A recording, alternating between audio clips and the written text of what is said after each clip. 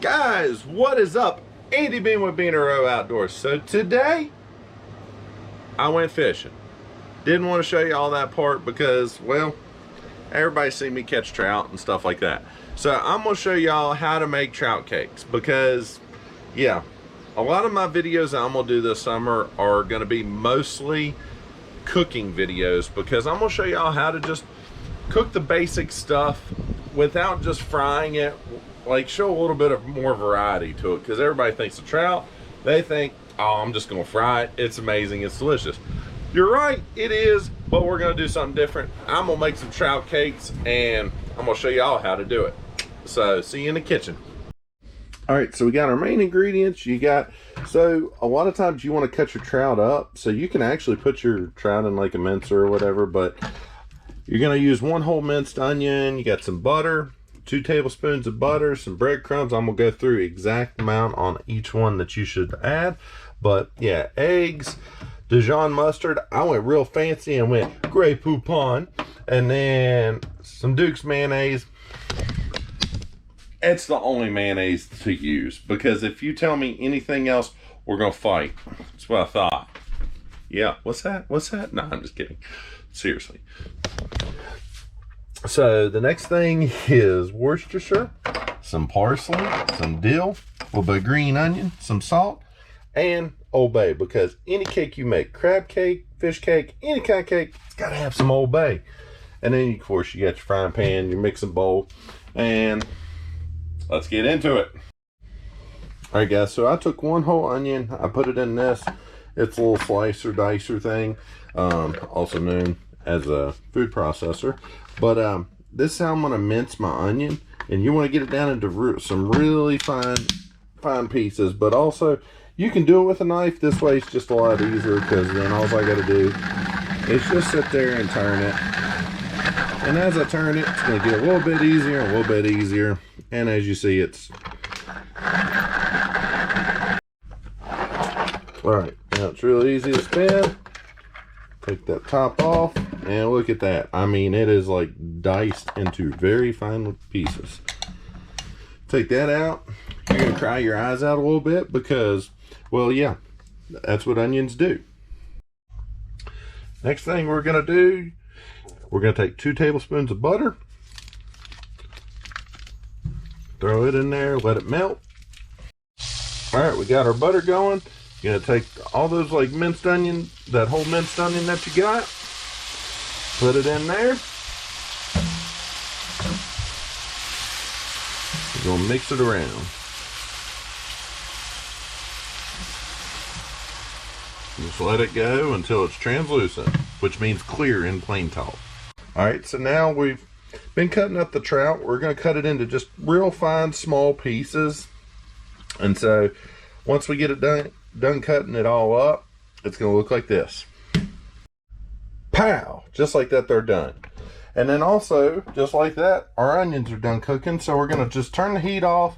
We're just going to let them sit there. And we're going to mix everything up in a bowl. And I'm going to show you the exact measurements here. Alrighty, so we're going to take our trout, a whole pound of it. We're going to put it in the bowl. Alrighty, so we're going to use a whole 1/4 cup.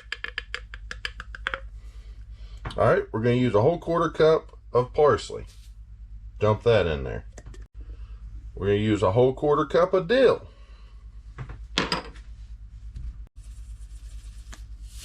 Tablespoon of salt. A whole 1/4 cup of chives. 2 teaspoons of Worcestershire sauce. Yes, we all call it something different, but I'm going to call it Worcestershire. We're going to use 2 tablespoons, big old generous amount tablespoons of Duke's mayonnaise. We got our Grey Poupon, any kind of Dijon mustard, just 1 whole tablespoon of that. Put it in there. Okay, and the onion that you cooked, you're going to get it in there.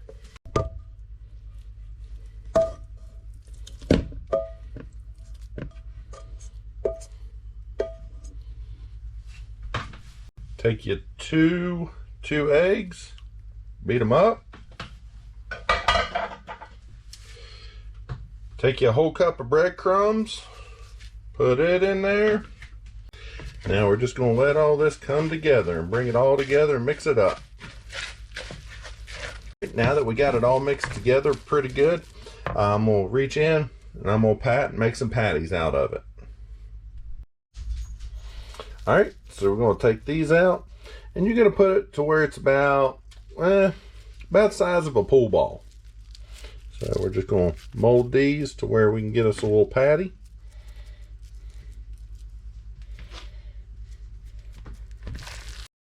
All right, so we got them all patted out. You're going to want to put them in the fridge for 20 minutes because if they're warm, they're just going to fall apart. If you put them in the fridge, those breadcrumbs are going to absorb up all the other juices and liquids, and it's all going to come together. All right, as Forrest Gump likes to drink, we're going to put them right on top of the Dr. Peppers. And we're going to put them in there for about 20 minutes. Alrighty. So I've actually had these in here for about 30 minutes. So it doesn't really matter. You can keep them in there for 30 minutes, an hour, it doesn't matter. Alrighty, we're going to turn on our heat. We're going to put in some extra virgin olive oil. So actually, while we're waiting for that to heat up, we're going to take our Old Bay now. And we're going to sprinkle it on top, a pretty good, generous amount. Alright, so I got this going. I actually put a tablespoon of butter in there as well, just to go with it, give it a good flavor. I'll put these in here. I'm not going to be able to fit them all in there at once, so I'm going to have to cook 2 batches.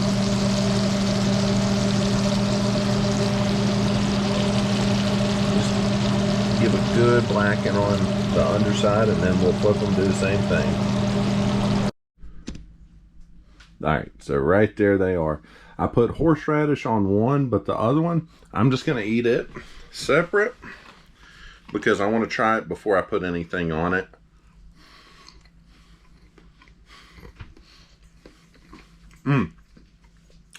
If you like dill, you can really taste the dill in that. If you don't like dill as much, you may want to lay back, but oh, this is perfect. Just, I mean, cook it about 3 minutes on both sides and get your pan like really hot. I'm talking like high heat, probably on like a 7 or an 8. And, oh man. So good. But, I know the horseradish is going to be good because it's kind of like putting ketchup. It just, ketchup makes everything good. But until next time, I'm going to show you all a lot more how-tos on cooking things and wild game or fish or whatever. Because gas is just so expensive right now because, well, I won't get into that soapbox or on that soapbox. But until next time, I'm Andy Bean with Beaner Outdoors. Y'all hit and comment below and tell me some stuff that you'd like to see me cook or that you'd like to know how to cook. And I'll show you how, and I'll show you my way of how I do it. So until next time, thanks for watching. Like, comment, and subscribe to this channel if you haven't already. But until next time, thanks for watching, and y'all get out there if you can.